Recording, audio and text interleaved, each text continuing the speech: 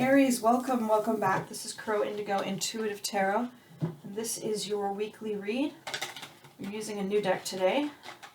This is the Tarot of Enchanted Dreams by Yasmin Westwood. It's a little bit larger format. It's a bit cumbersome to shuffle.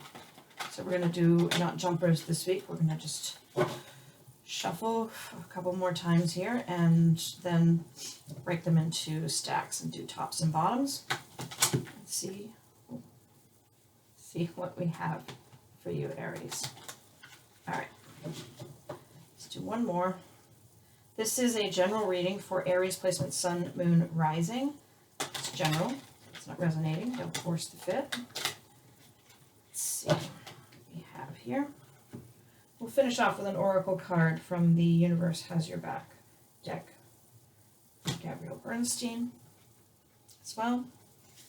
Let's see what we have for you, Aries.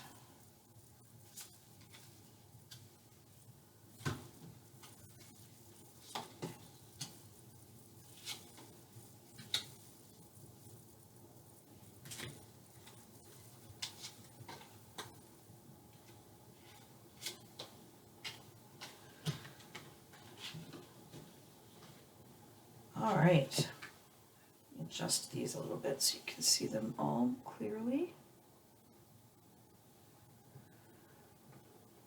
Maybe not, let's see.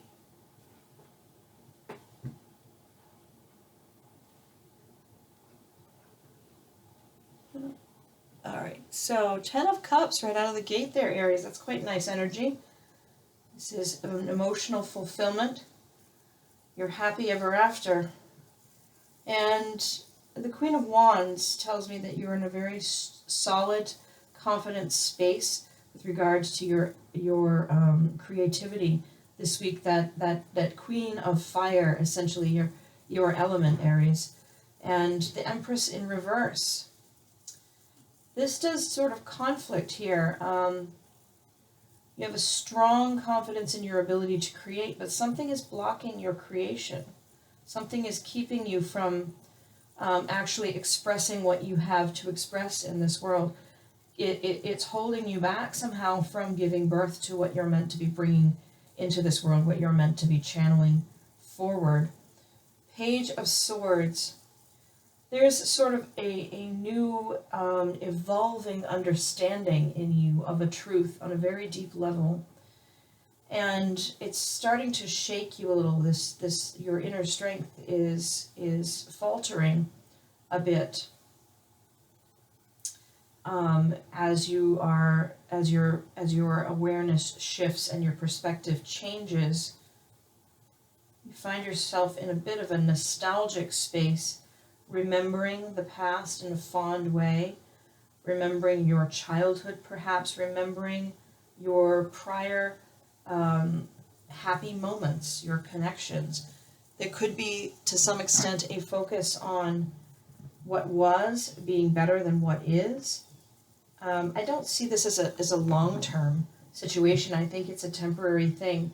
I almost get the sense from this reading that this is someone who has finally gotten what they've always wanted, who's achieved an emotional connection, a level of emotional connection and fulfillment that is breathtaking. And in doing that, how you see the world is shifting. And it's a little overwhelming, to be honest. It's quite different than what you have been used to. And it's also distracting. Because this is so fulfilling, you're a little distracted from what you have been working on, what you feel called to do in this world. When you first are deeply enamored with someone, you may not pay attention to your friends, you may not pay attention to your work, you may not read as much as you normally read, or watch as many movies as you're used to watching, because you're just fully consumed by the amazing feelings of the connection. And I get the sense that is, to some extent, what's going on here, except this may be a new level of connection as opposed to a new connection. It's a new openness in your heart that is amazing feeling, but it's also a little bit scary because it's so new and so powerful. And the Six of Cups energy here may just be, remembering the steps that have gotten you into this level, this new level, happily remembering the time you're sharing with this person, or in this situation, because this doesn't have to mean that you're coupling up. It could just be a new doorway of emotional depth has opened to you through some other experience. It is likely it's a connection of some sort, but not necessarily a romantic one. It's an interesting week for you, Aries. There's some very powerful emotions going through this whole week, and very happy moments. And there's some anxiety too, a little bit of worry about what this means.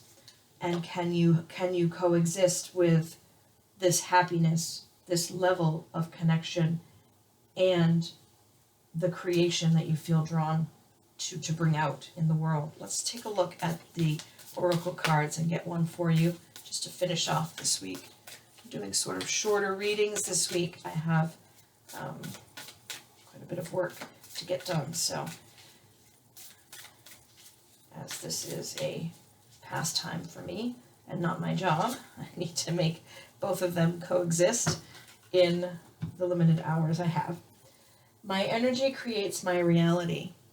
What I focus on is what I will manifest. So, if you focus on, I can't be creative, I can't do my work while I am this deeply in love or this deeply in my emotion, then you won't be able to.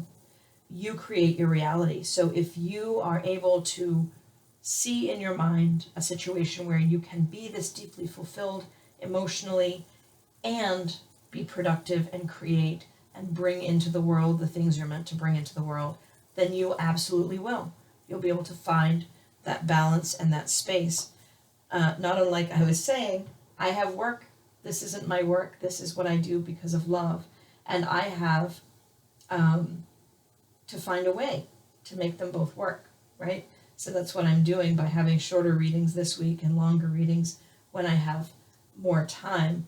I get to have the deep, fulfilling emotional experience, and I get to create and do the work that I need to be doing outside of this space here. So that's just an example. This isn't about me. This is not my reading, but this is an example in real time of something that you might consider.